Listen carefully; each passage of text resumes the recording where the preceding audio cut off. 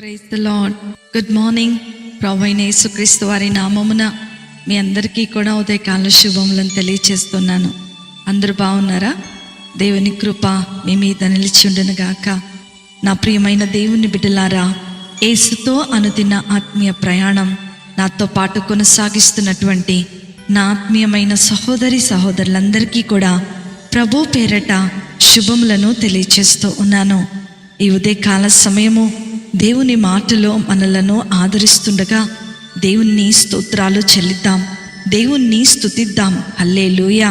నేటి దినవాక్యము 121వ దావీదు కీర్తన 1-2 చరణాలు. కొండల తట్టున నా కన్నులెత్తుచున్నాను, నాకు సహాయము ఎక్కడి నుండి వచ్చును? యెహోవా వలనే నాకు సహాయము కలుగును, ఆయన భూమి ఆకాశములను సృజించినవాడు. హల్లెలూయా. నా ప్రియమైన దేవుని బిడ్డలారా, కొండల తట్టు మన కన్నులెత్తునప్పుడు మనకు సహాయము చేసేవాడు దేవుడే. దావీదు జీవితంలో తను ఎదుర్కొంటున్నటువంటి శోధనలు, తను ఎదుర్కొంటున్నటువంటి వేదనలు, ఇబ్బందులు, విపత్కరమైనటువంటి పరిస్థితులు, ఎటు చూసినా సరే అన్ని ద్వారములు మూయబడినప్పుడు ఆకాశము వైపుకు కన్నులెత్తి, నా ప్రభువా, కొండల తట్టు నా కన్నులెత్తుచున్నాను, నాకు సహాయము నీవే, నా కొండ కోట నీవే, కొండలాంటి శ్రమలు నా జీవితంలో నేను ఎదుర్కొంటున్నాను ప్రభువా, నాకు సహాయము చేయువాడవు నీవే అని దావీదు ప్రార్థన చేస్తూ ఉన్నాడు. తన కష్టములో, తన కన్నీటిలో, తన దుఃఖ దినములలో ప్రభువుని స్తుతిస్తున్నాడు. సమస్యను తీర్చగలిగినటువంటి దేవుని వైపుకు మాత్రమే దావీదు చూస్తున్నట్లుగా మనం ఇక్కడ చూస్తూ ఉన్నాం. మన జీవితంలో కూడా మనం ఎదుర్కొంటున్నటువంటి శోధనలు, వేదనలు, ఇబ్బందులు, విపత్కరమైనటువంటి పరిస్థితులు, అనారోగ్యము, ఆపదలు మనలను కొలగొట్టడానికి, మనలను నాశనం చేయటానికి ఎప్పుడు కూడా సాతాను అస్త్రముగా వాడుకుంటూనే ఉంటాడు. కానీ ఈ శోధనలో, ఈ నష్టాలలో, ఈ వేదనలో మనము ప్రభువునందు విశ్వాసముంచి దేవుని వైపుకు చూచినట్లయితే నమ్మకమైనటువంటి దేవుడు వాటిని నీ జీవితము నుండి పారద్రోలటమే కాదు, ఎన్నటెన్నటికి అనుమతించడు అని ఈరోజు దేవుడు అద్భుతమైనటువంటి వాగ్దానము ద్వారా మనతో మాట్లాడుతూ ఉన్నాడు. కాబట్టి నా ప్రియమైన దేవుని బిడ్డలారా, అధైర్యపడకు, దిగులు చెందకు.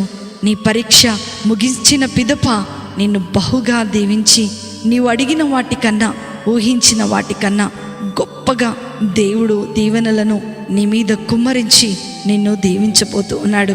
కొండలాంటి సమస్యలు నీ జీవితంలో ఎదురవుతున్నప్పుడు, వాటిని అధిగమించే శక్తి నీకు లేనప్పుడు, ఆ సమస్య నుండి విడిపించగల సామర్థ్యవంతుడును శక్తివంతుడైనటువంటి దేవుని యొద్దకే మనం వెళ్ళాలి.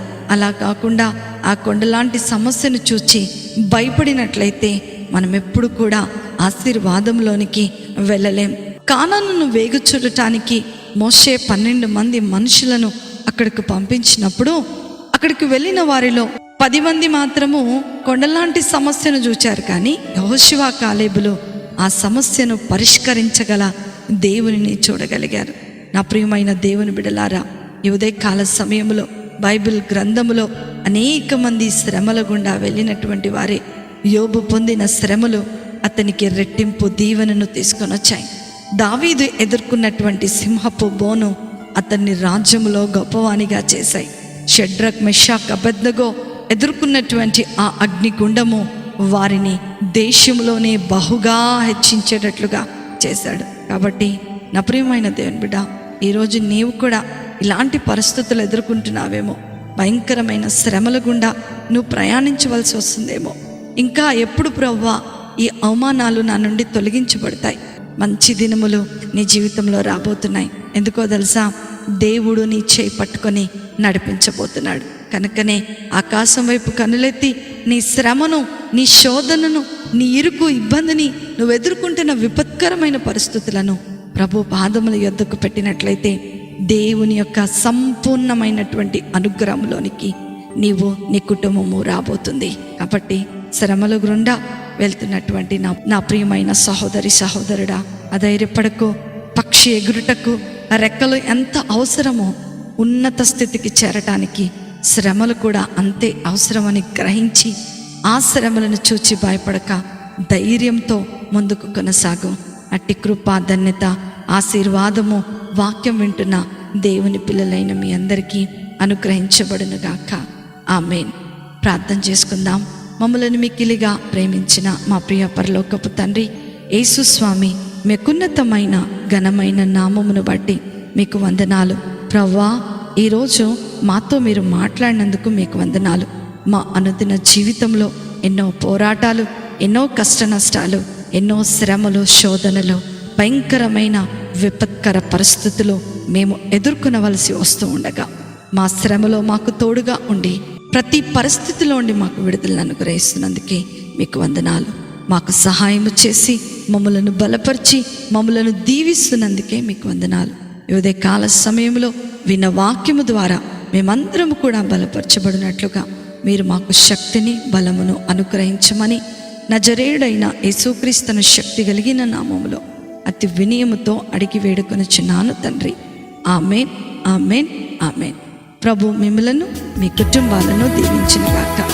ప్రేమతో మీ సహోదరి శిల్ప జోసెఫ్.